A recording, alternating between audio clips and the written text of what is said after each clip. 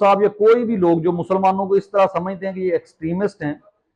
ये शिद्दत पसंद हैं, तो सबसे पहले तो मैं आपको ये बता दूं कि इस्लाम सलाम से, और इसका मतलब क्या है, पीस, कि Islam is the religion of peace. Islam जो है वो अमन का दरस देता है। अल्लाह ताला ने बेशुमार जगह पे कुरान में ये फरमाया कि जमीन पर फसाद पैदा ना करो, और अहादीस मुबारक में ये भी मिलता है कि किसी के झूठे खुदा को भी बुरा भला मत कहो, कि कहीं वो तुम्हारे सच्चे खुदा को बुरा भला ना कहने लग जाए। और इसके साथ साथ आप किसी का कत्ल नहीं कर सकते, वो गैर मुस्लिम हो कोई भी हो, जब तक कि वो आप पर अल्लाह की जमीन को तंग नहीं करता या आपके मजहब के दरमियान खड़ा नहीं होता, उस वक्त तक आप उसको मुकम्मल इज्जत देंगे।